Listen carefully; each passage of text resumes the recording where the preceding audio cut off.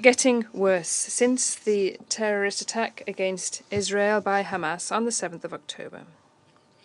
It is regrettable that the Security Council was unable today, 11 days since the attack, to react and to act. It would have been high time for this Council to call for sparing the lives of all civilians. France condemns in the strongest terms the strike against the al-Ahli hospital in Gaza City, which claimed a large number of Palestinian civilian victims. Nothing can justify a strike upon a hospital, and full light must be shed on this. It would have been high time for this Council to unambiguously condemn the Hamas's terrorist attack against Israel. Through the President of the Republic, France did that on the very day, by assuring Israel of our solidarity. It is for these reasons that France voted in favour of the resolution put to the vote today by Brazil. This draft unambiguously condemned acts of violence and terrorism against civilians and called for the urgent opening of humanitarian access to Gaza. Civilians who wish to be able to leave must be able to do so, and Hamas must not prevent them from this. France thanks Brazil for its initiative and its coordinating role. President, Israelis and Palestinians deserve to live in peace and security. I wish to recall France's unwavering solidarity with Israel in these testing times and our deepest condolences to all those families who have lost loved ones, including a significant number of French nationals. France reiterates its unswerving attachment to Israel's security and recalls Israel's right to defend itself whilst fully upholding international humanitarian law and preserving civilian populations in the face of the cowardly terrorist attacks targeting them. France also recalls that international humanitarian law is an obligation for everyone. The protection of civilian populations must be ensured. Humanitarian access to the Gaza Strip must be open without delay, and this means that the security of civilians must be fully guaranteed by humanitarian pauses. With this resolution, the Security Council could have recalled the urgent obligation to allow for the provision of vital supplies to the population of Gaza: water, food, electricity, fuel, medicines. The Council could have called for safe, unhindered access for United Nations and ICRC humanitarian workers to Gaza. With our partners, France is taking every measure to support the United Nations humanitarian operations in Gaza. We call upon members of this Council to do the same. In the face of the humanitarian emergency, France has mobilized €10 million of supplementary humanitarian aid for the population of Gaza, which will in particular finance actions by United Nations agencies such as UNRWA and the World Food Programme, as well as humanitarian NGOs. President, only a resumption of dialogue will allow for an end to the relentless violence. The emergency is a humanitarian one, but it is also a diplomatic one. We must do our utmost to avoid a regional conflagration. Those protagonists who could benefit from the situation must abstain from joining the conflict. President, the events of recent days confirm the fact, although it was hardly necessary to do so, that a political resolution to the Israeli conflict is urgent. The conditions for lasting peace are well known. They are indispensable guarantees for the security of Israel and a state for the Palestinians. The legitimate aspirations of the Palestinian people and the security of Israel are an indissociable whole. This is a line which France has always defended and will continue to follow. We must collectively mobilize in order to achieve this. Thank you. I thank the representative of France for their statement, and I now give the floor to the representative of Japan. Thank you, Mr. President. I thank Special Coordinator To Wensland and USG Griffiths for their updates. The past 2 weeks have been painful, tumultuous, and devastating. The situation in the Middle East is at a dangerous point where the risk of escalation is extremely high. We unequivocally condemn the terror attacks by Hamas and other Palestinian militants in Israel on October the 7th, where more than 1,300 were killed, 3,600 wounded, and nearly 200 taken hostage, overwhelmingly civilians. Japan demands the immediate release of the hostages without conditions. We are particularly appalled by the destruction of al-Ahli Arab Hospital yesterday, where hundreds died. We feel strong indignation at the tremendous damage and harm done to innocent civilians. Attacks against hospitals or civilians cannot be justified on any grounds. Japan expresses its heartfelt sympathy to the victims and injured and others, and offers its condolences to the bereaved families. It is vital that humanitarian aid reach the people of Gaza. Humanitarian corridors must be established so humanitarian actors can safely deliver food, water, fuel, and medicine to the population.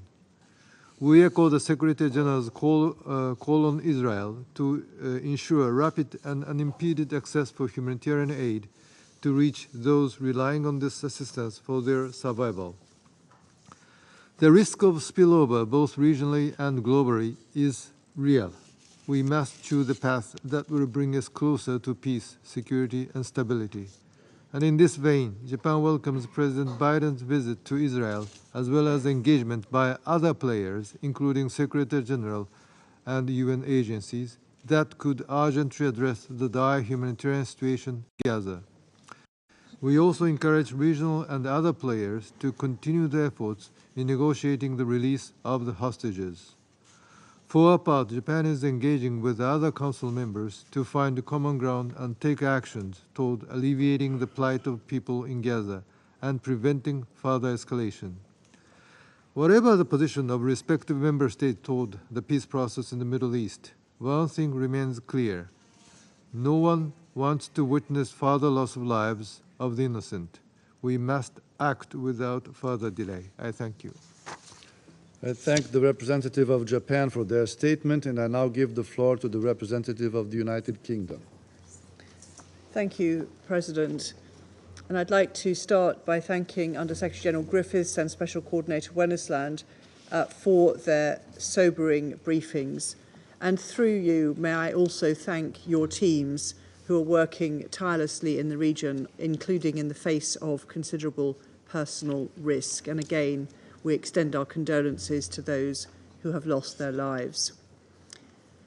President, the UK is shocked and deeply saddened by the destruction and the hundreds of lives that were lost and people who were killed at the al-Ahli hospital in Gaza yesterday evening. This is a devastating loss of life, and our thoughts and prayers are with those who were impacted. The UK is working intensively to establish the facts. But fundamentally, hospitals are protected under international law and should not be targeted. President, as I've said, Israel has the right under the UN Charter to defend itself against Hamas' appalling terror attacks. We have also emphasised that every feasible precaution must be taken to minimise harm to civilians, and we continue to call for immediate, unimpeded humanitarian access to enable essential aid, water, food and medicines to reach civilians. Israel has itself acknowledged that it must act in accordance with international humanitarian law. President, the UK is clear that Hamas does not speak for the Palestinian people. Humanitarian support and access must be maintained into Gaza. To support that effort, we have announced a further £10 million in UK humanitarian support. And we call for the opening of the Rafah crossing and guarantees of security for any foreign nationals who wish to cross, as well as for vital humanitarian aid entering. President, we're also clear that we must avoid further escalation of any conflict in the region. That is why the Prime Minister and the Foreign Secretary have been working urgently to engage Israeli, Palestinian and regional leaders. President, the UK will continue to work with partners in the international community to break the cycle of violence across Israel and the occupied Palestinian territories and work towards the peace and security of Israelis and Palestinians. Thank you. I thank the representative of the United Kingdom for their statement, and I now give the floor to the representative of Albania. Thank you, Mr. President. I thank Special Coordinator Westland and USG Griffiths for their sobering briefings. The Middle East is in danger, one that we have not witnessed for decades. The dire humanitarian situation, as we heard, needs no explanation. The world is still in shock by the heinous and indefensible terrorist attack of Hamas and its consequences, including some 200 hostages. Given the brutality of attacks everyone has witnessed, there is reason to believe that the innocent people affected, if still alive, are kept somewhere in Gaza under conditions hard to imagine and describe. We strongly condemn such acts and reiterate our call for their immediate and unconditional release. Albania strongly condemns the terrorist attacks of Hamas and reiterates the call for a global condemnation of terror anywhere, by anyone, anytime. Terror cannot be justified. It cannot be excused. It should not be condoned, it should not be applauded, and it should not be glorified. It must only be condemned, and by all, it must be fought. It must be eradicated. We have said it many, many times. Violence breeds violence. But let's not forget, Hamas is not only harming Israelis, it is harming in the very same way innocent Palestinians. Hamas is responsible for what is happening in Gaza. It wants and works to destroy Israel, but by doing so, it also destroying the future of Palestine, and it's shattering the dreams of Palestinians for self-determination, obstructing the hopes of Palestinian statehood that Palestinian people deserve and that the international community rightly supports. Albania has always stood by any state to defend themselves, and in this case, it supports the right of Israel for self-defense and its legitimate right to provide security for its people in a proportional manner, in line with the principles of the UN Charter, while taking every precaution not to harm innocent civilians. Mr. President, the war against terror should not harm civilians. The innocent people in Gaza are fully entitled to care and protection. Human lives have the same value, be they Israeli or Palestinian. They both deserve to live in peace and security. The explosion of the hospital in Gaza is a tragedy. We extend our condolences to all those affected, and we mourn the patients, medical staff, and other innocent killed or wounded in this tragedy. Nothing can justify striking a hospital, and nothing can justify targeting civilians. Everything must be done to allow the humanitarian assistance to reach everyone in need. We call for the opening of humanitarian routes and the assistance to flow unhindered for anyone in need.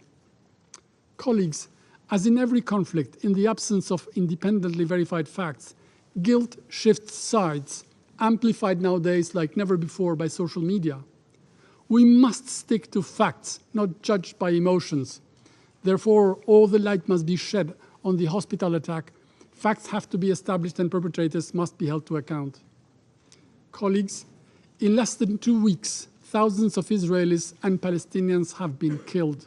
Innocent people are taken hostage. Thousands of rockets have been launched indiscriminately in Israel, and Gaza is being destroyed. Peace and security in the entire Middle East are under threat, and the risk of larger conflagration is real. Words of peace and calls for calm and reason may not be heard because of the noise of the war.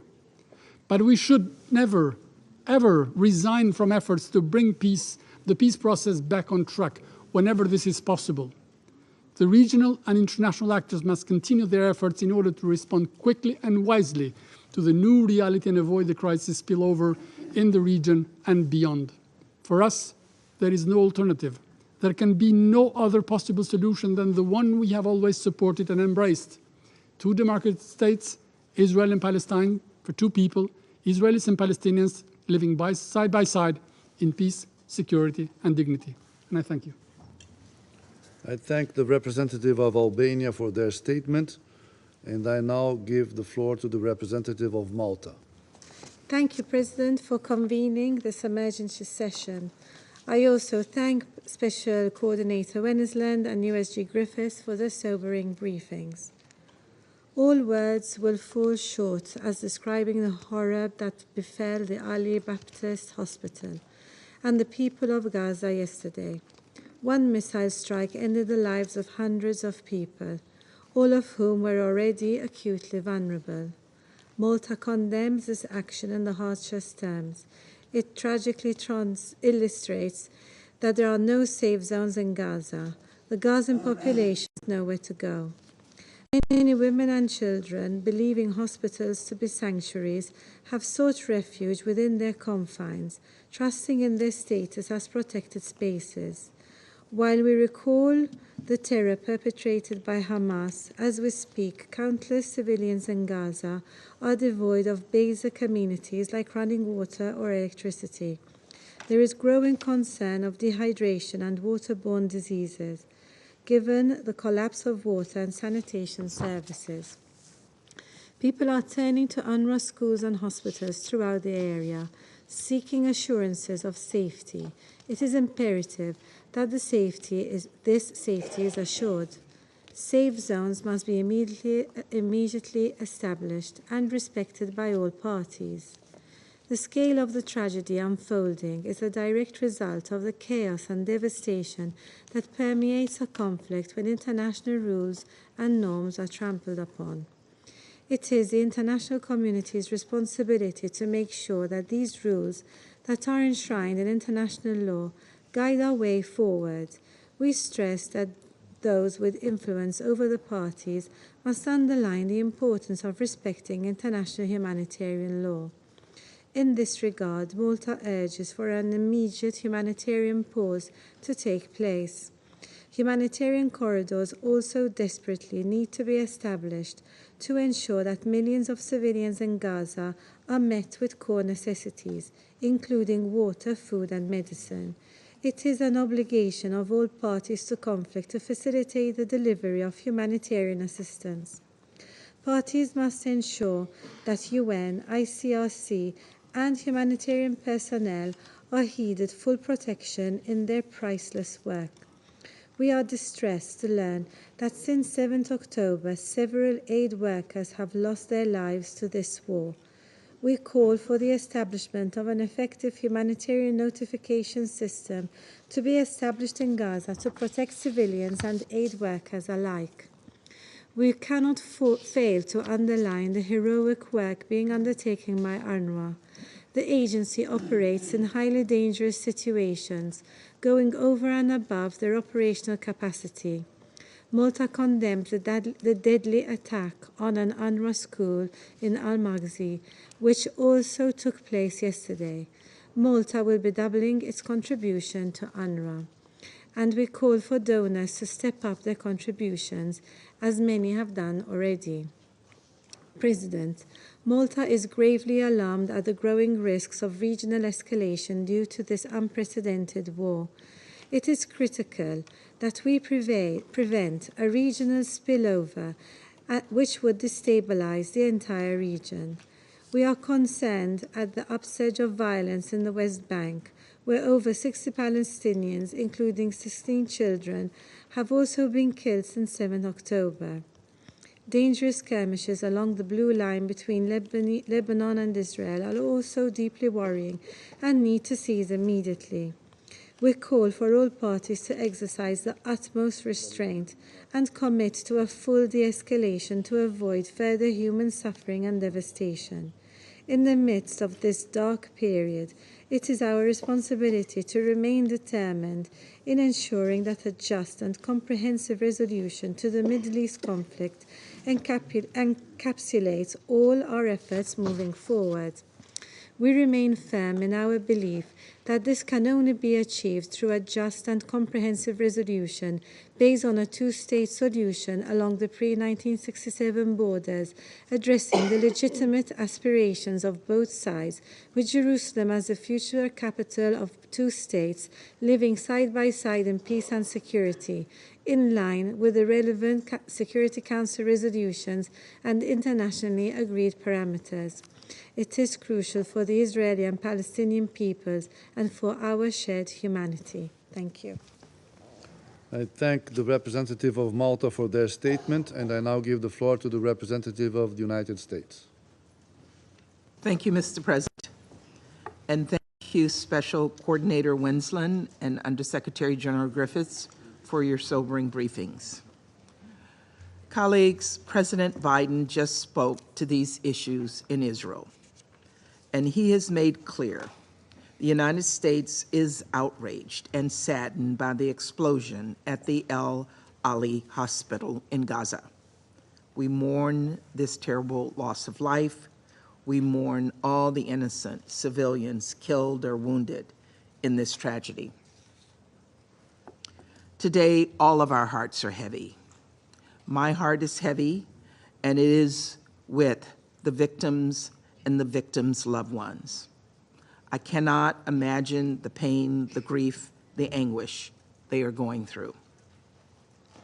Last night, President Biden directed his national security team to continue gathering information about what exactly happened. While we continue to collect information, our current assessment, based on analysis of overhead imagery, intercepts, and open source information, is that Israel is not responsible for the explosion at the hospital in Gaza yesterday. Colleagues, the President has made clear, as I have in this Council, that we stand unequivocally for the protection of civilian life during conflict, unequivocally, in this conflict and in any conflict. We have communicated at the highest levels that every step must be taken to protect civilian lives, every step. In the face of this horrific tragedy, we stand with Palestinians in Gaza who are suffering through no fault of their own. Let us not lose sight of the fact that Hamas bears responsibility for this war. By slaughtering Israeli civilians and continuing to attack Israel, Hamas has wrought misery and destruction on Palestinians and the region, and it has done so for decades. Colleagues, as you know, Secretary General Guterres is on his way to the region, and President Biden and Secretary Blinken are on the ground and are deeply engaged on this issue. Just today, President Biden announced that the United States is providing $100 million in humanitarian assistance for Palestinian people in Gaza and the West Bank.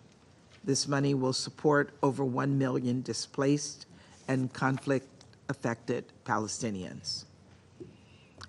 Colleagues, the United States will continue to work closely with the Israeli government, other countries in the region, the United Nations, and other partners to minimize the risk of civilian casualties.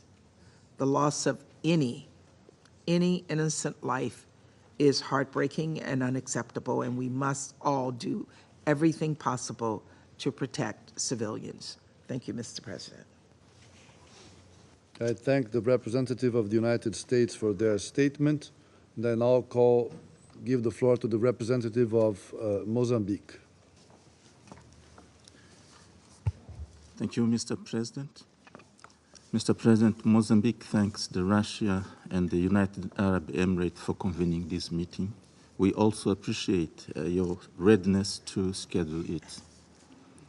We thank both Mr. Tor Wensley, Special Coordinator for Middle East Peace Process, and Mr. Martin Griffiths, Under-Secretary General for Humanitarian Affairs and Emergency Relief Coordinator, for their briefings on the latest developments in the region, particularly in Gaza Strip, and we convey our profound appreciation and solidarity for their dedication in these difficult moments. Mr. President, in just 11 days, the conflict between Israel and Hamas has caused significant damage to public infrastructure, including hospitals and schools, and has resulted in the displacement of thousands of people. We could not be more than horrified by the airstrike on the hospital in Gaza City on Tuesday night, where hundreds of people are reportedly killed and thousands of civilians were reportedly sheltering. Furthermore, attacks to those who have the responsibility to take care of others, such as medical personnel, is a flagrant violation of the international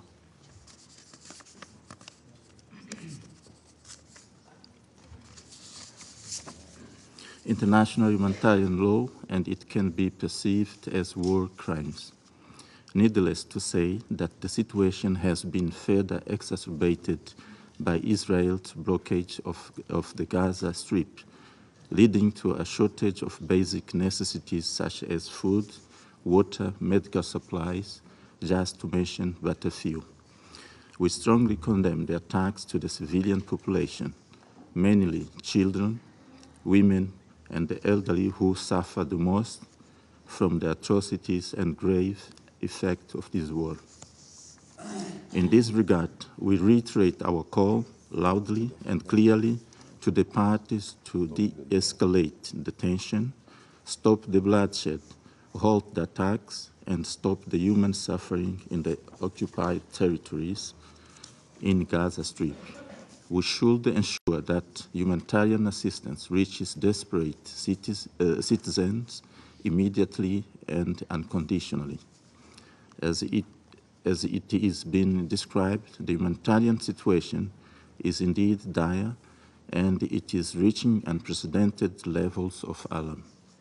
We fear that the humanitarian catastrophe will continue to unfold in Gaza.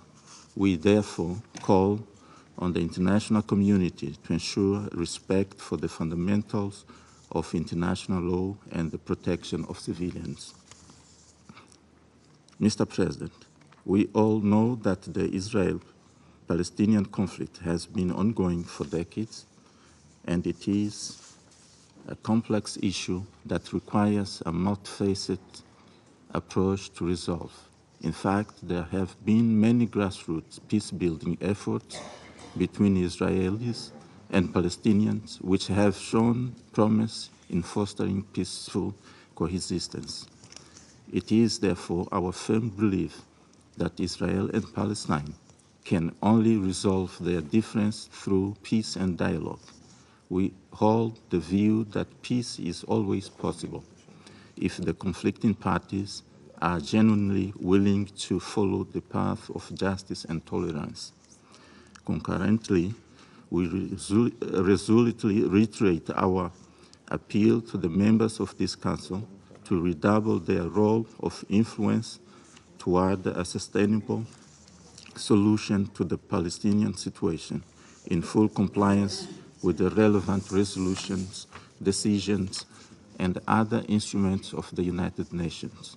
To conclude, Mr. President, we urge the parties to pursue the path of dialogue and constructively together towards a lasting peace, respecting the rights of self-determination of the Palestinian people and the two-state solution in accordance with the Security Council resolutions 242 and 2334 of 2016. I thank you, Mr. President. I thank the representative of Mozambique for their statement, and I now give the floor to the representative of the United Arab Emirates. Thank you, Mr. President, and I'd also like to thank our briefers, Martin and Tor, for their invaluable remarks and insights today, and to thank them for all the fantastic work they are doing in very difficult circumstances. This morning's explanation of vote of the United Arab Emirates outlined our overall position on the matter in front of us. But in this briefing, which we called for with China and the Russian Federation, we really just wanted to focus concretely on the humanitarian situation, which is getting worse by the day. Because for nearly 2 weeks we have borne witness to the relentless and indiscriminate bombardment of Gaza following the heinous attack on Israel on the 7th of October. In Gaza, as a result, 1 million people are now displaced and more than 500,000 people are sheltering in UN facilities, and the UN system is not equipped for this response. There are reports of bombs being dropped on UN schools and buildings where people are running to seeking safety. And as USG Undersecretary General Martin made clear in his statement, the humanitarian situation on the ground is now catastrophic. The evacuation order for over 1 million people to try to move to safety is, in these circumstances, an impossible demand that fails to comply with international law. And yesterday, the situation got worse. The world watched the unthinkable happen, an attack targeted against the al-Ahli Baptist Hospital, resulting in the death of more than 500 people. There's no ambiguity under international law in providing care to the wounded and sick. Hospitals and medical personnel must at all times be protected, and they must never, never be the target of an attack. Nothing can justify yesterday's attack, and we condemn it and call for an impartial and independent and transparent investigation into this tragedy, and for those responsible to be held accountable. Gaza has been under siege for 10 days, during which a stranglehold has been placed around the necks of the civilians there. The descriptions of the humanitarian situation on the ground from both Martin and Tor give us a sense of what hell on earth might look like. The steps that need to be taken are clear and practical. This morning, the President of the United Arab Emirates, His Highness Sheikh Mohammed bin Zayed Al Nahyan, discussed some of those steps with the United Nations Secretary General. We need an immediate cessation of hostilities, as called for in the resolution that failed to be adopted today. We need the unconditional release of all hostages being held, and their humane treatment. This must happen now. We need safe and unhindered access for all humanitarian aid workers, including medical aid, food, water and fuel, and humanitarian workers. I'm sure many of you are disturbed by the images of civilians in Gaza boiling toilet water to give to their families. The reconnection of electricity, water, and telecommunications must happen, and the protection of all civilians must be our priority. At Egypt's border with Gaza, life-saving humanitarian aid is piling up. The United Arab Emirates has opened an air bridge to transport the much-needed supplies, but without firm guarantees from all the parties that the trucks and civilians gathering to receive aid will not be targeted, they remain out of the hands of those who so desperately need them. The UAE's government has announced an additional $70 million in aid for Gaza. These protections must be put into place. Mr. President, the humanitarian situation in Gaza is deteriorating by the hour, and we must be under no illusions. We are staring into the abyss, not only in Gaza, but of what is now a widening regional conflagration. So we call today for a regional and international focus of this Council, of the international community, as well as renewed efforts around securing the de-escalation and cessation of hostilities on the ground. We really appreciate the diplomatic efforts of Egypt in this regard, as well as of the United States. In particular, Egypt's efforts to ensure safe humanitarian access in Gaza through the Rafah crossing and their convening of a summit of world leaders to address the deteriorating situation. We hope that today's announcement by the United States and by President Biden that Israel has agreed to allow humanitarian access via Rafah will result in the rapid and safe delivery of aid. There is no time to waste. Leaders across the region and the international community should focus all possible efforts to secure the cessation of hostilities. And as Tor said, the only way we can end these cycles of conflict is to rededicate all efforts towards a long-term political solution. The past 10 days cannot be undone, but our future remains before us to determine.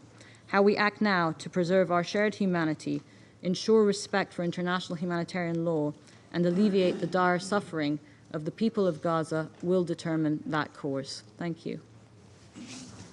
I thank the representative of the United Arab Emirates for their statement. I shall now make a statement in my capacity as the representative of Brazil. I thank our dear briefers for their comments and commend them for their extraordinary work in a very difficult situation. I also ask them to please convey our thanks to their people on the ground. Brazil is appalled by the catastrophic strike on the al-Ahli Arab hospital in Gaza City that killed hundreds of civilians. It is simply abominable. Hospitals and medical personnel are and must be effectively protected under international humanitarian law. Yesterday's attack shows again that the civilians are the ones paying the ultimate price for this conflict. We stand in solidarity with the grieving families of the victims and offer our deepest condolences. Brazil unequivocally condemns the terrorist attacks and hostage taken by Hamas in Israel on October 7th. Acts of terrorism are unjustifiable regardless of their motivation, whenever and by whomever they are committed. We all call in the strongest terms for the immediate and unconditional release of all hostages and demand their safety, well-being, and humane treatment in accordance with international law. Any military response to terrorist acts or acts of aggression must be conducted strictly in accordance with the UN Charter, international humanitarian law, and international human rights law. The presence among the civilian population of individuals who may not qualify as civilians under international humanitarian law does not deprive the broader population of its civilian status. In addition to hospitals, airstrikes and the reckless use of heavy weapons such as missiles and shelling have also hit schools such as the UNRWA facility in al-Maghazi refugee camp, resulting in tragic loss of life. The targeted UNRWA school had sheltered at least 4,000 people since October the 7th. This is unacceptable. Brazil urges the protection of civilians, humanitarian workers, including UN staff and assets and health facilities. We also condemn actions and decisions that have deprived the civilian population of Gaza of essential means of survival in violation of international humanitarian law. We urge the cessation of actions that result in the forcible transfer of civilians and actions that are inconsistent with international law. The imposition of such measures, particularly in conflict zones, only exacerbates the humanitarian crisis and further endangers lives, and it will fuel the conflict even more. The immediate objective is clear and urgent: to prevent further bloodshed and loss of life, and to try to ensure urgent and unimpeded humanitarian access to the affected areas. A humanitarian pause is urgent.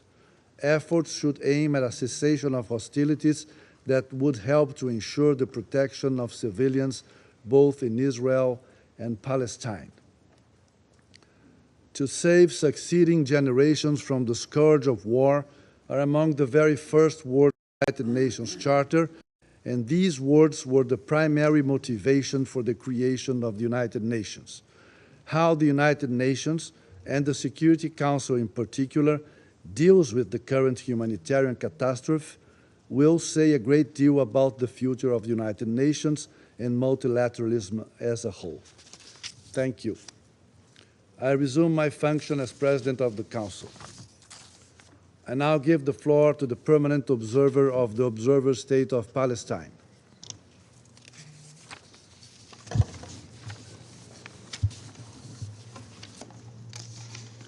Mr. President, there is no right to commit massacres in international law.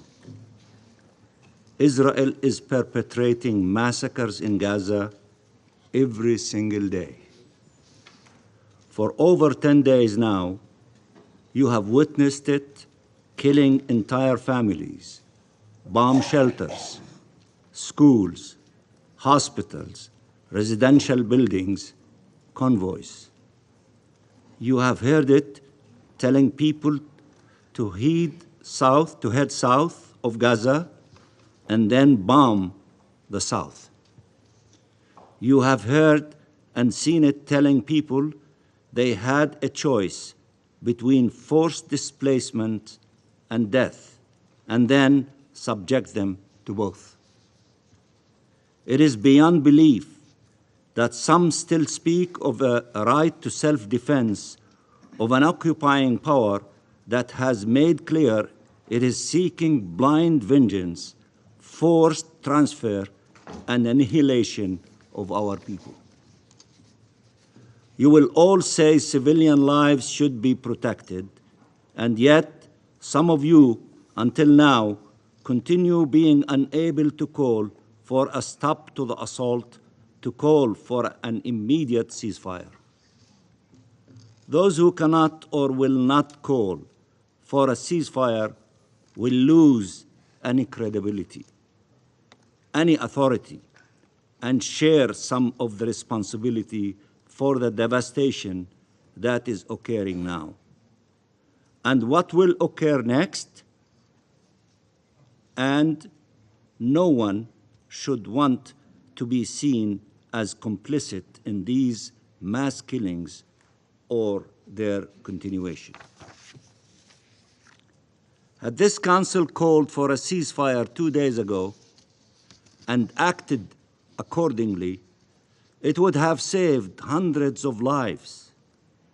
Maybe, for some, saving hundreds of Palestinian lives is not such an important objective to pursue. But are you sure that Palestinian lives are the only ones you would be saving if you act? We told this council months ago, act to save lives, all lives. You did not hear us then. Don't make the same mistake now. Mr. President, people are being killed as we speak. A humanitarian catastrophe of unprecedented proportion is unfolding in Gaza live on TV screens. And we heard what Mr. Griffiths said. A political disaster is underway, and yet the Security Council of the United Nations is unable to say the only thing that truly matters. Stop the bloodshed. I repeat, stop the bloodshed. For those who think they can avert a humanitarian catastrophe and a regional spillover while Israel continues bombing and killing Palestinians, think again. The region is united in telling you it is not possible. Listen to them. The only way to prevent both is to stop this criminal aggression against our people. Mr. President, there is no speech, no legal contortion, no political cover that can clear Israel of its responsibility for the Palestinian civilians it is killing. For 75 years now, Israel has explained, brazenly justified, how it had to dispossess us, how it had to occupy our land, how it had to kill our people, all in full impunity. Killing more Palestinians will never make Israel more secure. 75 years of experience should have been proof enough for those who want to learn. There is no logic in this world, no moral in this world, and no law in this world that can justify the killing of a people. Innocent children, women and men, as a pretext to make another secure. another one secure. The whole world is watching. They're watching us. The events of the last 10 days may shape the next 10 years in our region and beyond. What happens next is decisive. If anyone thinks this is a situation under control for which you can plan and implement, they are making false and irresponsible assumptions. This is the kind of war where you know how it starts and have no clue how it ends. Until now, it can be stopped. And it should be stopped immediately. Any further delay is a risk no one should take. The Council should have met today to heed the call of the Secretary General, of religious leaders around the world, including the Pope, of the Arab states, of the Muslim countries, of the Global South, of the overwhelming number of states around the world, of billions of people, including the millions who marched in your streets. Stop the bloodshed, stop it now. Stop the bloodshed, stop it now. Listen to them. But it has not heeded these calls. It has not upheld international law unequivocally, equally, and responsibly. And in the next few hours, more Palestinians will be killed. Tensions in the region will rise to new dangerous levels. Anger and resentment will explode. Each one of us will be asked what we did when all of this was happening. All will be asked what they did to prevent what will happen next. The Council's failure to shoulder its responsibilities after 10 days of Israeli massacres against the Palestinian people, and after the killing of hundreds of people gathered in a hospital to find shelter and care, will mark public opinions in our region and the world for a very long time, and affect belief in the protections of the law for all people, as well as their perceptions and reactions. This was not a moment to foster more despair and more impunity. This was not a moment to make the same mistakes that got us here in the first place. Finally, Israel does not deny that it killed entire families, infants, children, their parents, uncles and aunts and cousins, their grandparents, with sometimes up to 45 members of the same family being slaughtered. It has done so repeatedly through the years and doing it again this time in the Gaza Strip.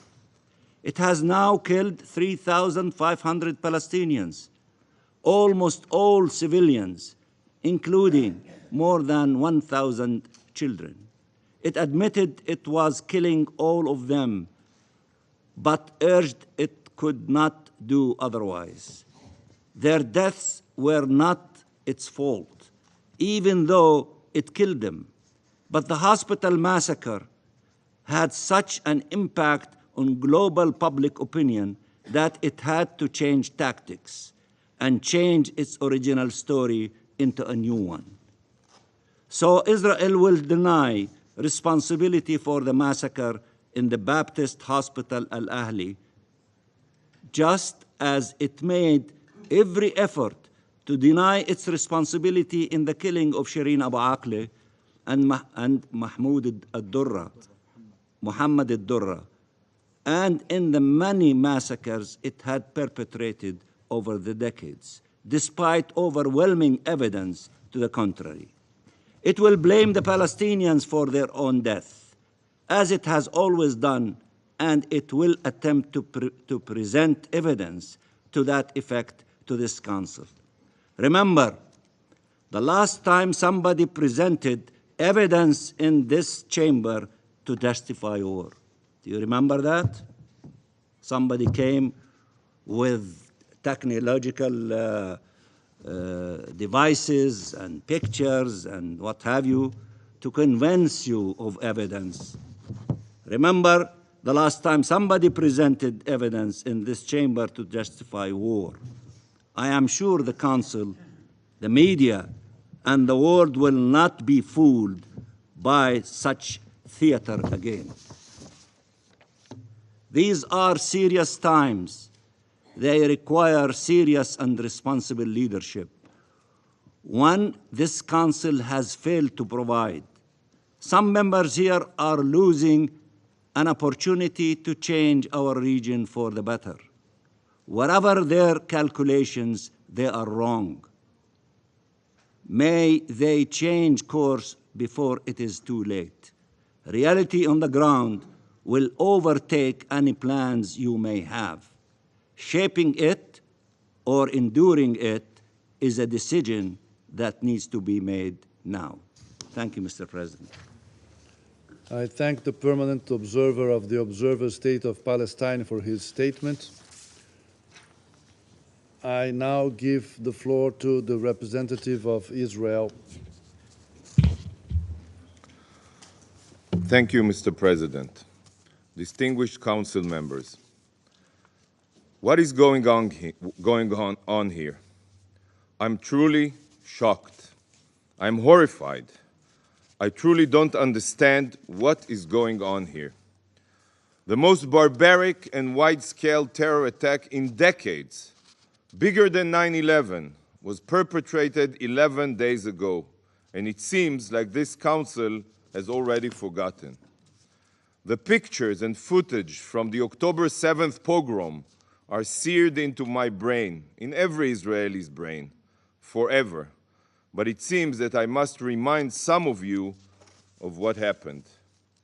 Thousands of barbaric Hamas Nazis invaded Israel and brutally murdered 1,400 innocent Israelis as they slept, celebrated, hugged their families in fear, and cried for mercy.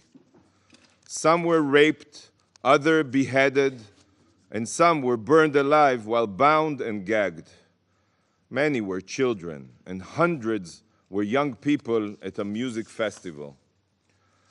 There were many paramedics, talking about medical teams, many paramedics who were murdered on their way to treat the wounded, mothers who watched as their babies were slaughtered, and elderly Holocaust survivors who endured the Nazis only to be executed in their own living room. This was planned and carried out deliberately by the terrorists that rule Gaza today, as we speak. Not by accident, not by mistake, but deliberately. 200 innocents were violently taken hostage, many of which are nationals of your own countries. I read Hamas's charter aloud to you just 2 days ago. Hamas's words were not empty threats. Hamas's charter is their action plan. Their goal is the annihilation of Israel. And if Hamas has the opportunity to commit these atrocities again, they will, and you know it. Although there are some here that choose not to designate Hamas as a terror organization for political reasons, it still doesn't change the facts. Hamas deliberately targets civilians and massacres children when given the chance. This makes Hamas a terror organization, no different than ISIS. They do not believe in dialogue, they don't want a dialogue, not in political solutions. They only believe in exterminating Jews and annihilating the Jewish state. And nothing can change their genocidal ideology. They don't even recognize the existence of international law. To all those who are talking about two-state solution and international law. There is only one solution to curing a cancer, and it is the evisceration of every cancerous cell, just as was done with ISIS and al-Qaeda, complete obliteration. This is the only way to ensure such atrocities will never be repeated. Nevertheless, Look at what is going on here. 11 days after ISIS-like Hamas terrorists attempted to carry out another Jewish genocide, this council is not even focused on their heinous crimes. Up until today, you have not even done the most basic thing. You have not condemned, as a council, Hamas's brutal terror attack. It is really unfathomable. You cannot unite even on that basic thing. You are not focused on what needs to be done to free Gaza from Hamas and ensure that the oppression of the Gazan people by their tyrants ends. Instead, the Council is fixated only on humanitarian corridors and aid. These are important and noble causes, but they are certainly not a solution to prevent Hamas's next atrocious massacre. How is it possible that you are only dealing with resolutions like the one that was voted upon today? It's tragic to say, but this council is playing the exact role that Hamas was written for it in their script of death and terror. And I will explain. Israel unilaterally withdrew from Gaza 18 years ago. Hamas was then elected by the people of Gaza. I hear a lot that they do not represent them. Elected. And after murdering the Palestinian Authority officials by throwing them off rooftops, Hamas proceeded to convert every inch of the Gaza Strip to a war machine. Where was the council then? Where was the council when Hamas exploited the billions of dollars in international aid to embed terror infrastructure within and below densely populated residential areas? Where were you? Where was the UN? The UN knew all of this, but it remained silent. Hamas then spent the following 17 years terrorizing Israel by firing tens of thousands of rockets indiscriminately at Israeli towns and cities, while hiding behind their own civilians. Where has the council been? As we speak, right now, sirens are wailing. Millions in Israel are running to find shelters. Hamas does this so that once Israel strikes back, they can parade the bodies of the civilians in Gaza that they hid behind. Their strategy is to exploit their civilian casualties as propaganda, to leverage the international community to tie Israel's hands. Their goal is to increase civilian casualties in Gaza. This is part of their script. They know that they cannot beat Israel on the battlefield. Of course they know it. So they want to terrorize our citizens deliberately, only citizens, and then weaponize the UN to prevent Israel from obliterating them, so they can rebuild, rearm, and continue terrorizing Israelis. They have a lot of patience while working towards annihilating Israel, a lot of patience. This is Hamas's script. This is their playbook. And shockingly, even after the recent slaughter, it's still working for them. Do you not understand that just by holding this session with its focus, the Council is showing Hamas that they can fool everyone again and again and again? I reiterate, so far this Council has not even condemned Hamas for the atrocity it perpetrated, let alone held Hamas fully responsible for the situation in Gaza. But here we are, discussing humanitarian corridors. Does nobody else see how ludicrous this is? Calling for calm, restraint, and ceasefires is like putting a Band-Aid on a bullet wound. Such steps will not eradicate the cancer that is Hamas. Humanitarian corridors will not prevent the next atrocity. The only thing that will is the utter obliteration of this satanic entity. What are you doing to prevent this evil? Perhaps if for once the Council condemned Hamas, the people of Gaza would begin to comprehend the absolute destruction their leaders have brought upon them. Perhaps they would stand up to these barbaric savages.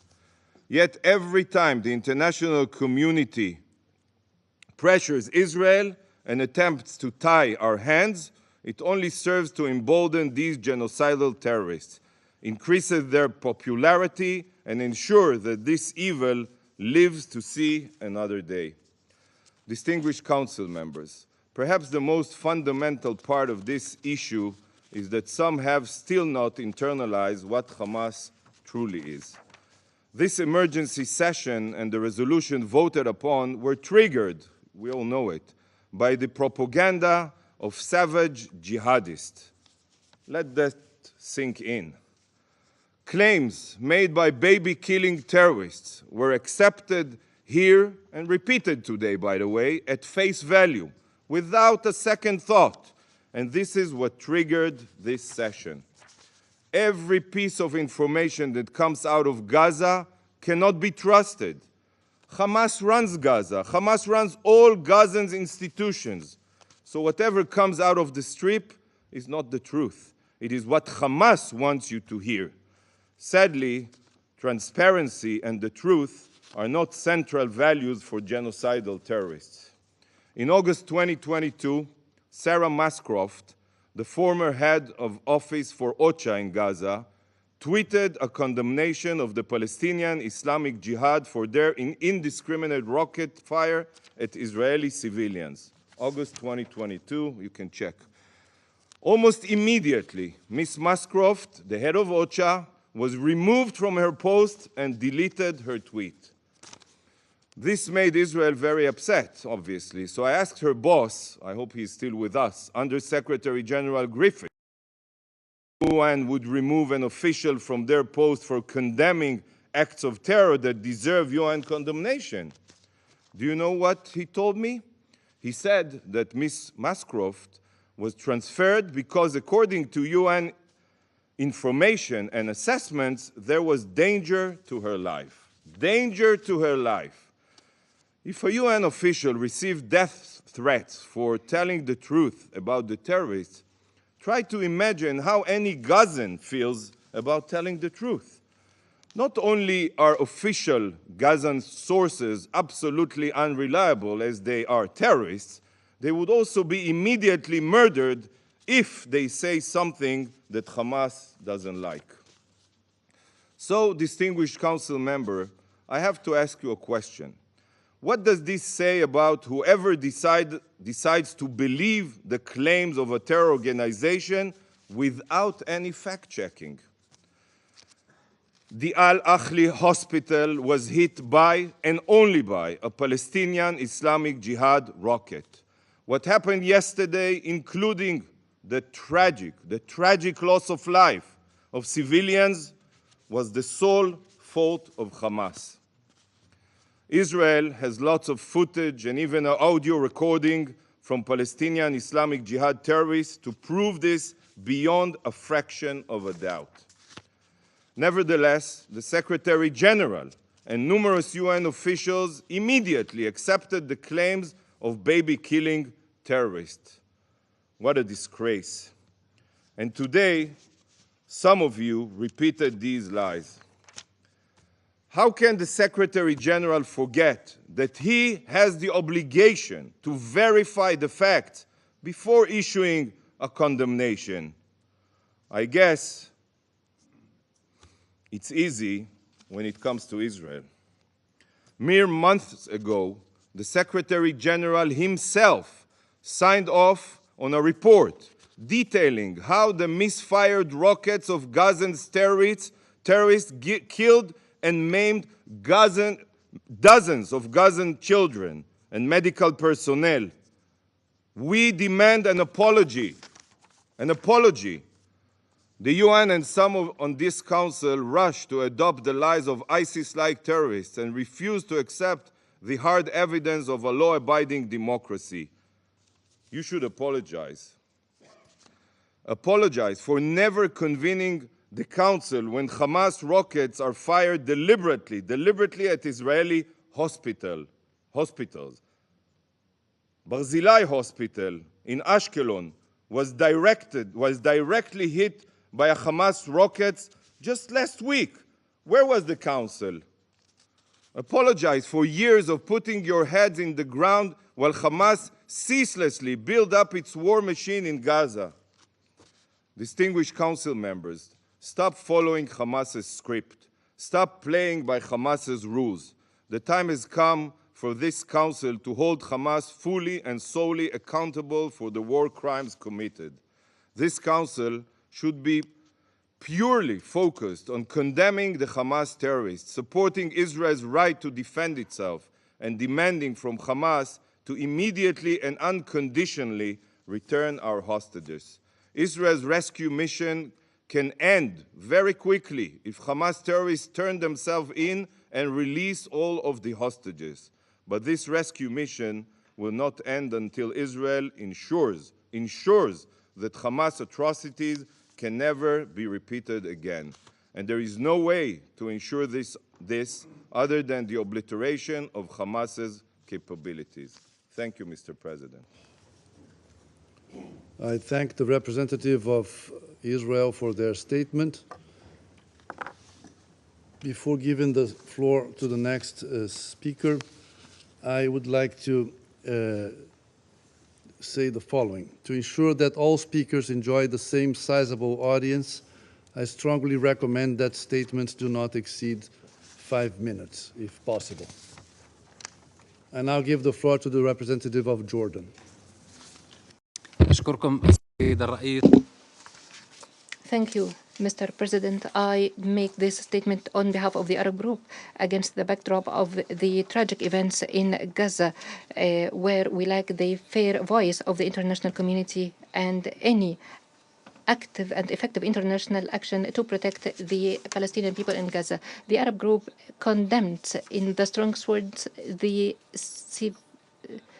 the heinous massacre by the IDF, the criminal IDF, yesterday against the innocent civilians who were receiving care in al-Ahli Baptist Hospital in Gaza. The Arab group holds Israel, the occupying power, the sole responsibility for this heinous war crime, that we cannot remain silent about it. We call on the Security Council to take immediate action for immediate ceasefire and the Israeli aggression on Gaza. We call to ensure that humanitarian and medical aid enters the Strip and provide the protection to medical staff and relief staff and medical education and UN facilities.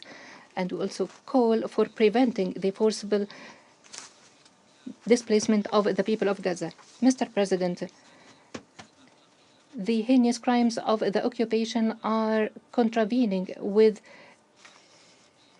rules of international law, in particular Geneva Fourth Convention in relation to the protection of civilians during armed conflicts. That's in addition to the provisions of the UN Charter and international legitimacy.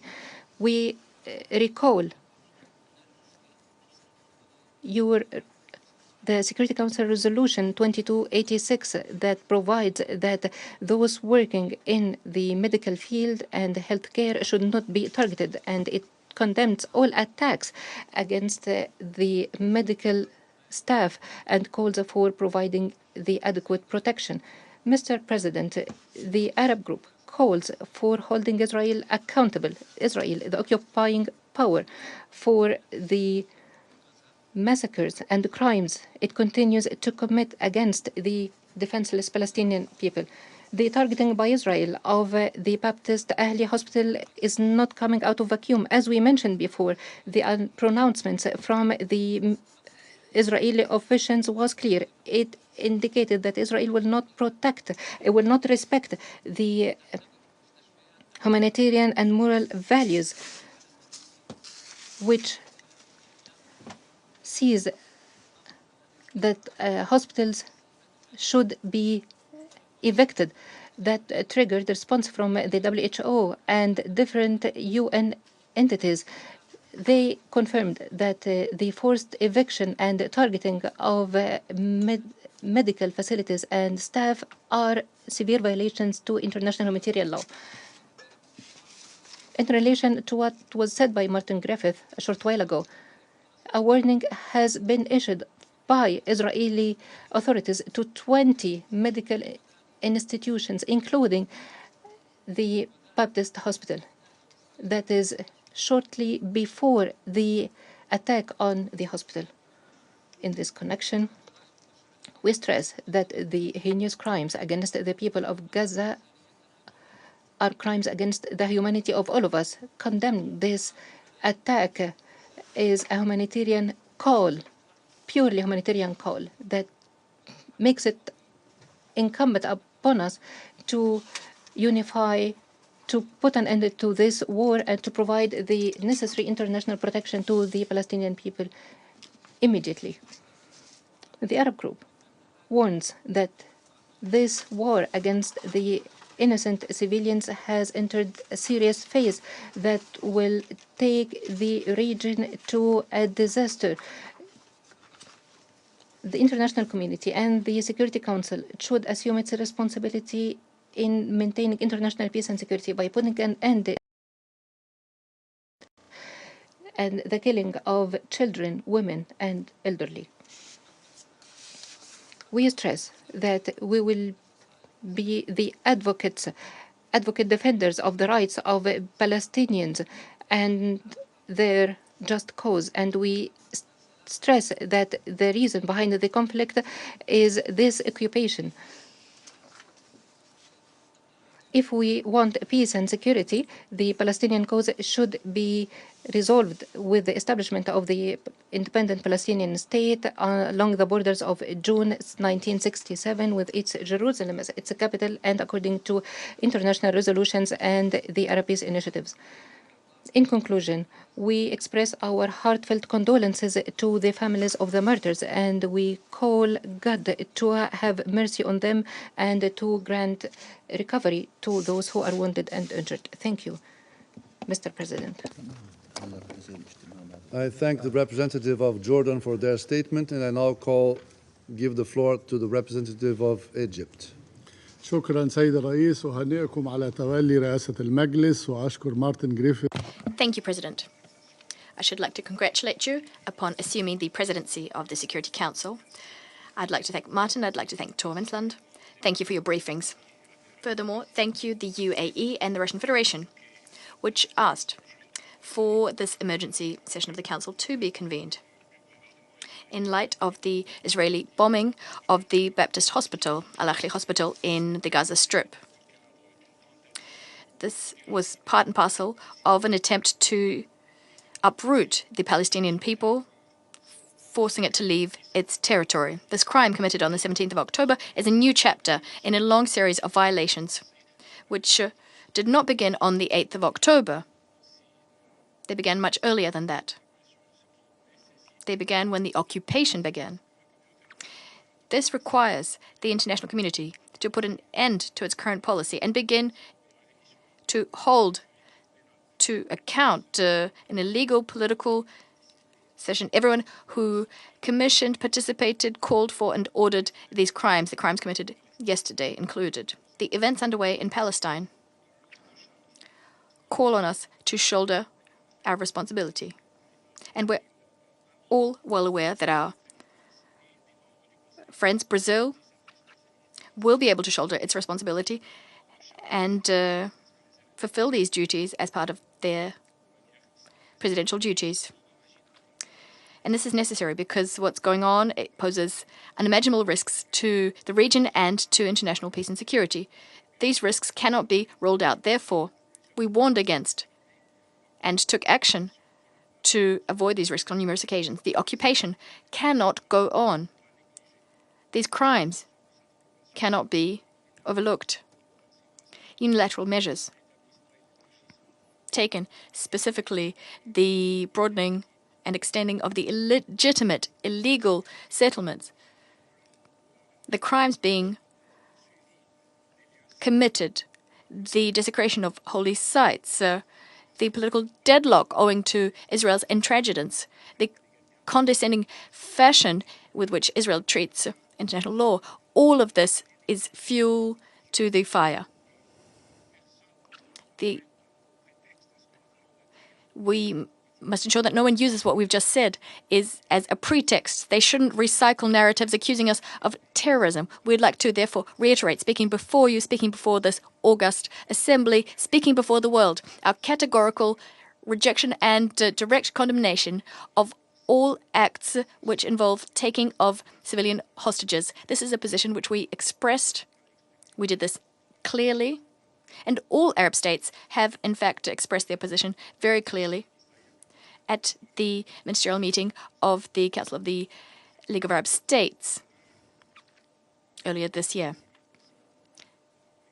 Mr. President, we condemned civilians being targeted. We've condemned this, and we also have condemned the double standards we've seen. We condemn civilians being targeted, our brothers in occupied Palestine being targeted. We'd like to reiterate our condemnation and staunch rejection of all crimes being committed by Israel against the Palestinian people.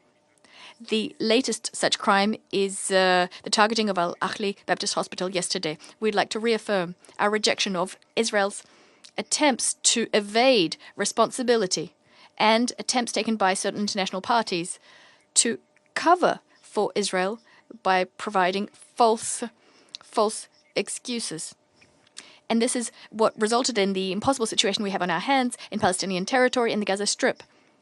We see civilians being bombarded in their homes, in hospitals, because of the ongoing refusal to adopt initiatives geared towards ensuring calm and political initiatives as well.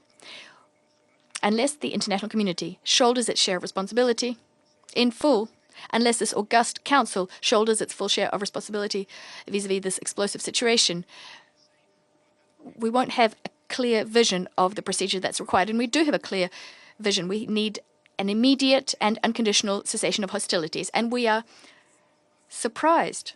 This is the ordinary procedure which applies in all armed conflicts. Nevertheless, we don't see the same level of commitment geared towards achieving this in Gaza, despite the risk of the conflict spilling over.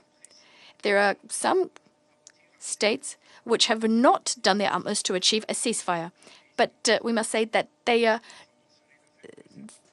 will not necessarily be spared these risks. This might fuel the flames of conflict. Second, we need to guarantee the protection of civilians. We need to furnish humanitarian assistance to civilians. We were equally taken aback to see that this principle, which is one of the most fundamental principles of humanity, the fact that we're debating this principle, the fact that it is controversial when the protection of civilians in armed conflicts is one of the pillars of international law. It is, in fact, one of the pillars of humanity. We must therefore immediately cease targeting medical institutions, which is something that's been condemned by various UN Security Council resolutions, such as Resolution 2286, which condemns all violence and acts committed against hospitals and other medical facilities. We also need to immediately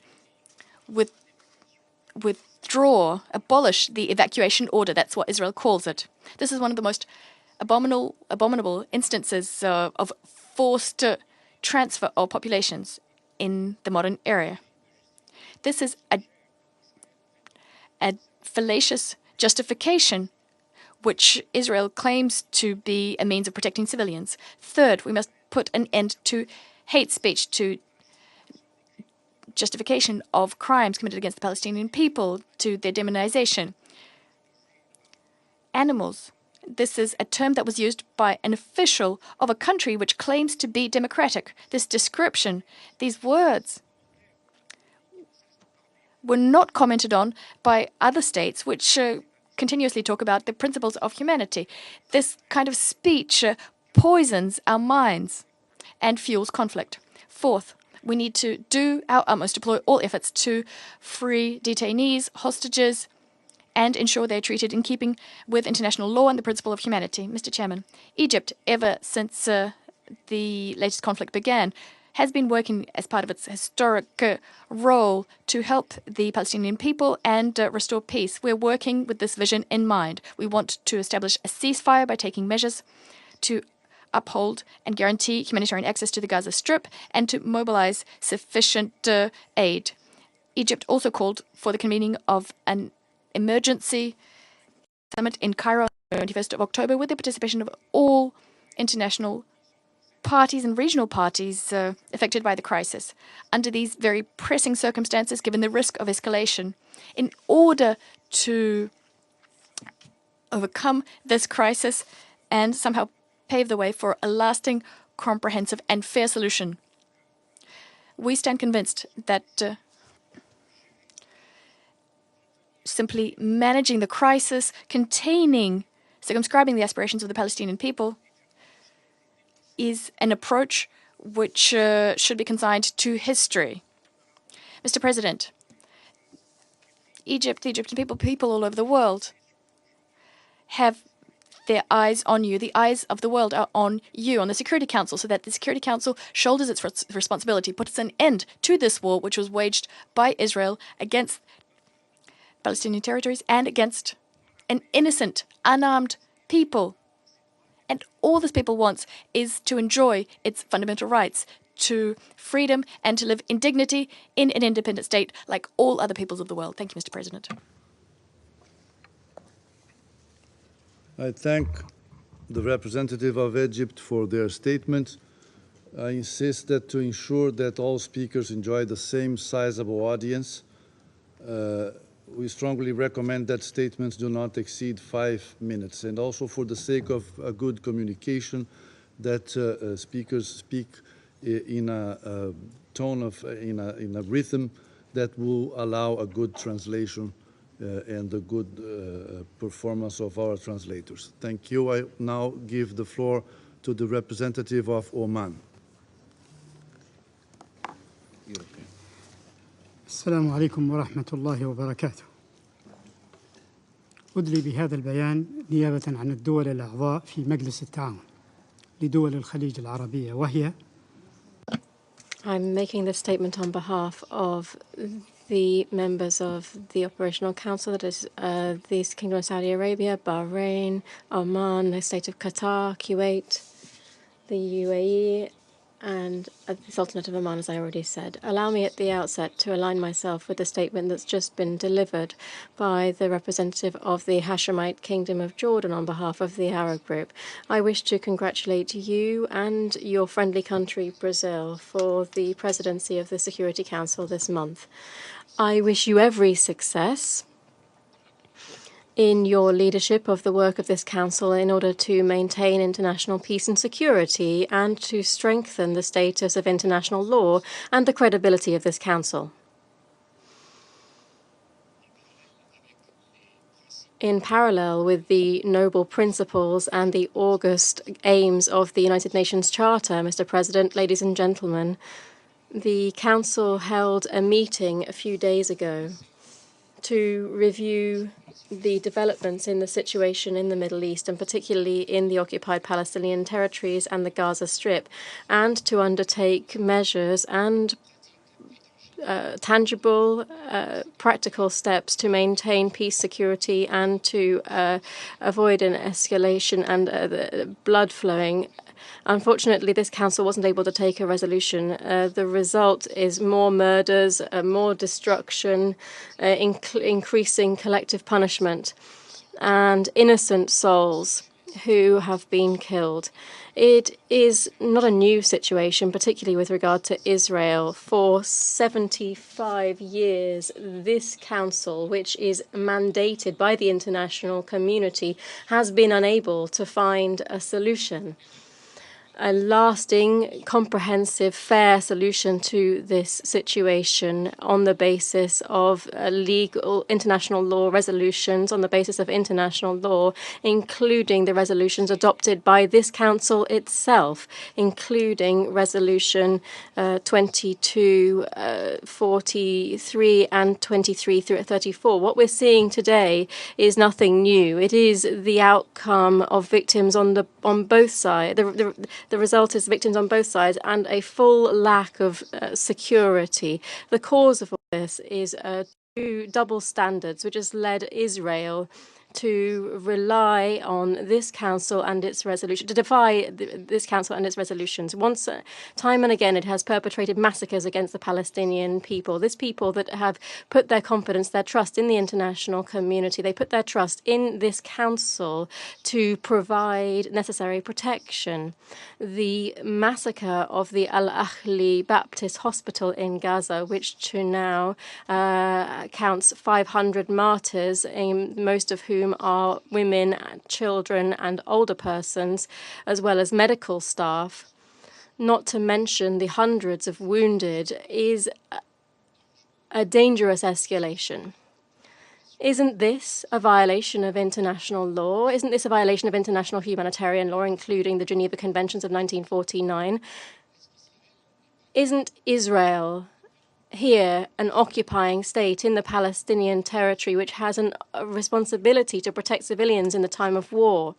Haven't they killed this unimaginable number of human beings, torn them to pieces before the eyes of the world? Isn't this a criminal terrorist act, a flagrant violation of international law? Allow me now to refer to what was already mentioned by the Euro-Mediterranean Observatory for Human Rights. They said that the Israeli army launched missiles on the Gaza Strip over the last few days. This is similar in scale to a quarter of a nuclear bomb.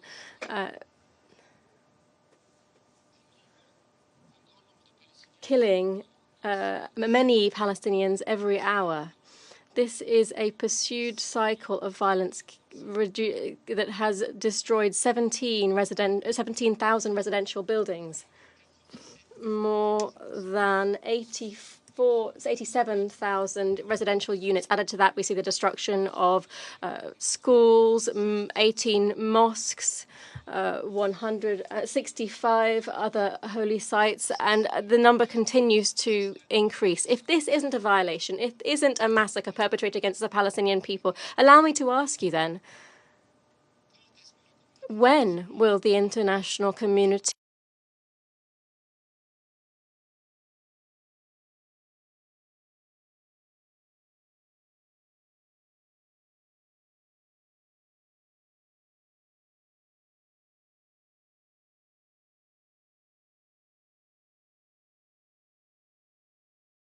committed them will be brought to justice? We will ask them to be held to account for collective punishment, famine.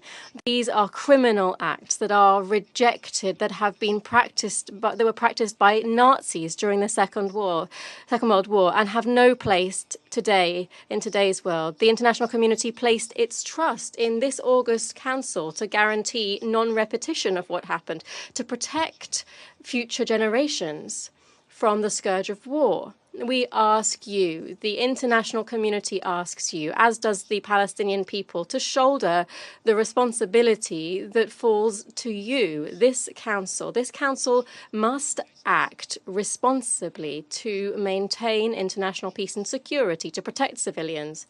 We must bring an immediate end to any act of violence, to any illegal, random, blind bombing of residential Palestinian neighborhoods. We categorically, as Gulf countries, reject any plan for the forced transfer of Palestinians from the Gaza Strip, and we convey to Israel, as the occupying power, the full responsibility. We ask this council to pay heed to that and to pay heed to the potential repercussions to peace and security. The countries of the Gulf Cooperation Council insist on the importance of the immediate cessation of fire and for the enabling of immediate access for relief teams to the Gaza Strip. We need to take a decisive position against famine, water shortages, cutting off water and power, this which is used as a weapon of war. We would allow you to stand on the side of would ask you to stand on the side of international law, to ask for the lifting of the siege on the Gaza Strip, open crossing points, allow humanitarian workers and UN workers, particularly UNRWA, to have access. What are we expecting as the international community? What are we expecting to act far from double standards, from selectivity? Are we just waiting for more massacres, more torture? What are we waiting for? The measures that we need to take will be immortalized in this room, in history. And we would like to draw your attention to the fact that overlooking the path of reason and justice will not lend itself to the credibility of this Council and will never mean that we are able to ensure stability within the Middle East. Indeed, the contrary will be true. We call on you to apply international law. Prove to us that there are no states that are above the law, even if this state is Israel. We ask you to send a clear message, a loud, clear, direct message, citing the inevitable nature of peace for all parties. By way of conclusion, I would like to refer to the emergency meeting in Muscat, the capital of Oman, the ministerial meeting that was held yesterday to discuss the developments in occupied Palestinian territories. And I would like to refer to the communique calling for the stop of the escalation, respect for international law, protection of civilians, confirming the importance to bring an end to the illegal Israeli occupation of Palestinian territories, as well as the establishment of an independent Palestinian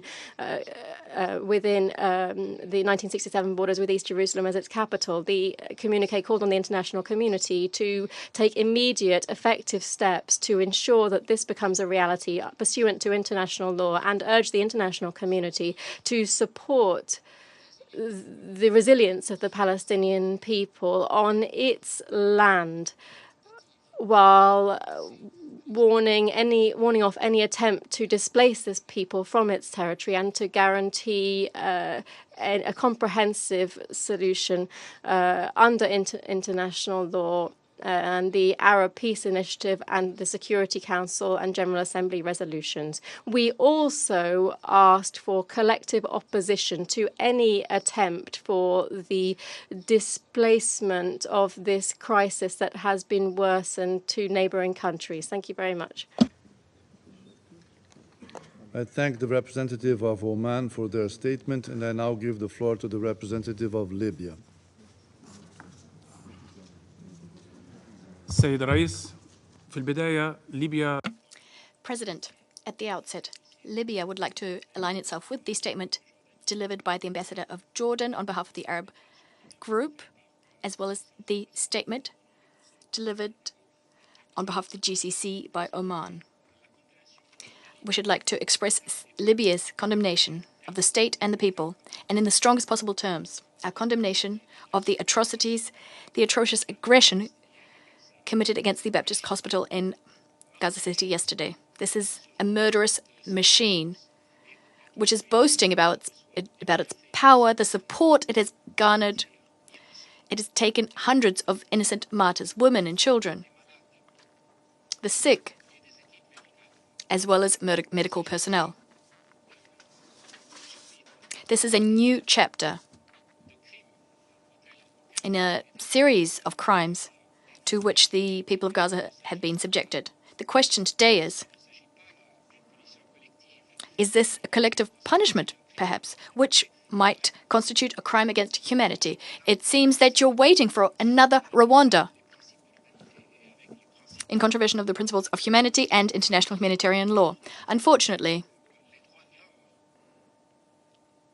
Mr. President, Western countries about human rights and international law. What message are you sending today to the world? The people of the world are not ignorant. So stop this double standard and stop this hypocrisy. سيد الرئيس لقد تحول. This council is tasked with upholding international peace and security. It is now engaged in a political competition. We regret that the council was unable to adopt any resolution to put an end to this dangerous situation, because some states have been listening to silence, but actually they don't want to continue hearing the cries of women and innocent children in the Gaza Strip. They're being murdered, bombarded, besieged. They're seeing electricity cuts. They're not being furnished with humanitarian assistance, and they're also now being forcibly displaced. There are attempts to do this. These are war crimes, crimes against humanity. There are various attempts which have been taken to punish an entire people. Where is international law? Where is the international law? Libya had comments which it wanted to make on the resolutions tabled by the various members, by Russia, by Brazil. However, if we are to take serious steps within the Council, if we were to do this, had we adopted the Russian resolution 2 days ago, maybe we would have saved lives, the lives of children, the lives of innocent civilians who were put to death yesterday in the Baptist hospital. The unfortunate events unfolding before us are the logical product of a policy of racial discrimination being waged as part of the occupation of the Palestinian people. This policy denies them all of their rights as enshrined in international law and relevant resolutions. The same goes for the attacks on holy sites in Palestinian territory. The bloodbath has been happening for decades. Thousands of civilians have perished. This must end. Killing civilians, killing unarmed persons, this is something that is rejected and condemned under all international laws. The double standards policy, which has been adopted by many countries, especially the Western countries, must stop. You cannot be both judge and jury. You cannot boil the Palestinian issue down to what happened on the 7th of October. You have to see the broader context, the injustice, the colonization policies, the colonial policies which put to death the dream for peace. Over the last 75 years, colonies were planted in the occupied territories, and the international community knew full well about these. The unfair siege on this Gaza Strip. Well, the Gaza Strip became an open-air prison, the biggest prison in all humanity. Fair and lasting peace for the Palestinians is the only way to uphold international peace, security, and stability for the entire region and its people. We'd like to reiterate once again that we support the Palestinian people in their fight for resistance so that they can live in their territory. We abhor all territories, abhor all attempts to take action outside the territory, especially the pressure that is being exerted. We do not want another Nakba. Israel expressed its unwavering unified position vis-à-vis the Palestinian cause. This is an issue which the Libyan people believe to be a cause for the entire nation. We see no solution aside from justice and the enjoyment of their rights by the Palestinian people with a Palestinian state with Jerusalem, East Jerusalem as its capital. Thank you.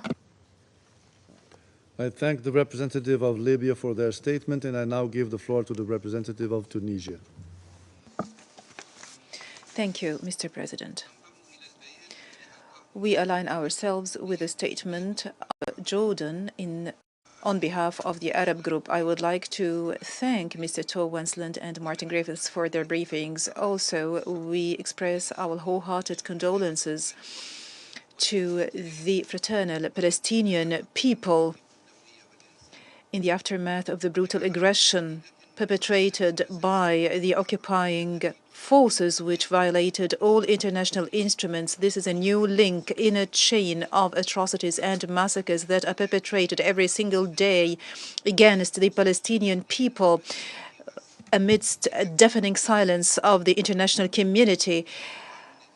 The occupation forces perpetrated an atrocious and heinous crime by bombarding the National Baptist Hospital. This is a barbaric carnage that claimed the lives of hundreds of innocent civilians, including women, children, medical and paramedical personnel. We do stress again that this is yet another example of the contempt by the occupying power of all international and humanitarian instruments.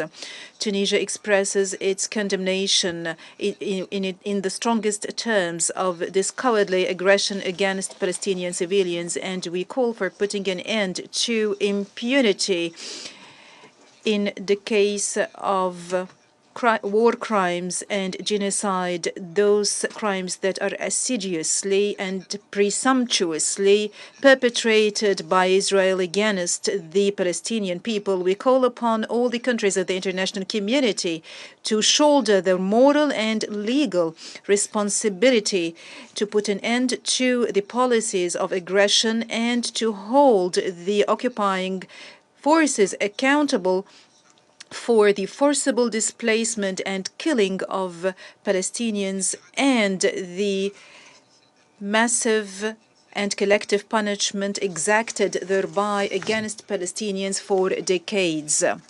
The failure by the Security Council to adopt a resolution regarding the humanitarian situation in Gaza proves yet again that the international community has failed to take a stance regarding the perpetration by the occupying power of all those carnages. We call upon the Security Council to shoulder its responsibilities to put an end to the current Israeli practices and to adopt a ceasefire to put an end to this brutal aggression against the people of Gaza and to prevent the forcible displacement thereof and to guarantee the access of humanitarian aid to the people in Gaza. And we do want to recall and to remind you that every single minute of delay of shouldering this responsibility is equal to hundreds of casualties and destabilization. Tunisia holds fast to its position, namely the right of Palestinian people to establish their independent state on the entire land of Palestine with Jerusalem as its capital. And we do stress that security in the region should be based on comprehensive and just peace. Meanwhile, the right of the Palestinian people is not subject to the statute of limitations, and it could not lapse by way of killing and displacement on the part of the occupation and cutting off the most basic services, including water, medicine, food, electricity, and targeting innocent men, women, elderly, hospitals, relief, and first aid personnel. And we reiterate that justice should be served to the Palestinian people. This justice that is overdue by putting an end to the occupation and the restoration of the rights of the Palestinian people represented in the sovereign, independent Palestinian state and put an end to this humanitarian injustice that has lasted for decades. Thank you, Mr. President. I thank the representative of Tunisia for their statement, and I give the floor now to the representative of Algeria. Merci, Monsieur le Président. Thank you, Mr. President. I want to congratulate you on assuming the presidency of the Security Council for this month. In recent months and years, we have consistently warned against the potential deterioration of the situation in the occupied Palestinian territory. This ongoing cycle of violence results from the absence of a political solution to the Palestinian question and the dire conditions in which generation of Palestinians are forced to live. We must put an end to this ongoing tragedy in Gaza. During these last 10 days, the civilian population in the Gaza Strip is under airstrikes with no area can be a safe shelter. This is not a war against Hamas, but a war against Palestinian civilians, children, women, and elderly. More than 60% of the casualties are among children and women. Mr. President, first, Algeria strongly condemned the deliberate attack on civilians in the Gaza Strip by the occupying forces, resulting in thousands of casualties. We condemn also, in the strongest word, the airstrike against the al-Ahli Anglican Hospital that resulted on the death of nearly 500 civilians. There can be no justification for targeting hospitals, clinics, medical personnel, and UN facilities. International law protects this critical infrastructure. We should strongly condemn any violation of these rules. No one is above the law. Attempts to absolve the occupying power of responsibility for such acts are unacceptable. Secondly, it is imperative to adequately address the humanitarian needs of the affected population. We must ensure unimpeded humanitarian access to the Gaza Strip.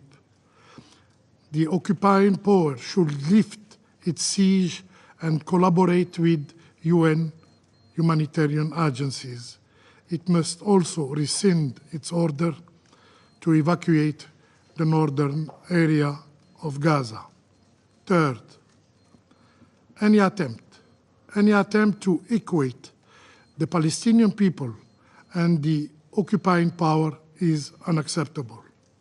What we are witnessing today is an assault on the defenseless Palestinian population, a crime against humanity.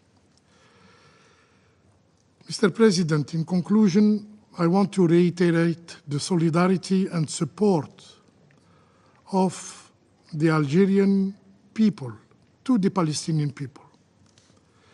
Faced to the rapid deterioration of the humanitarian on the ground, the Council should not remain silent. We regret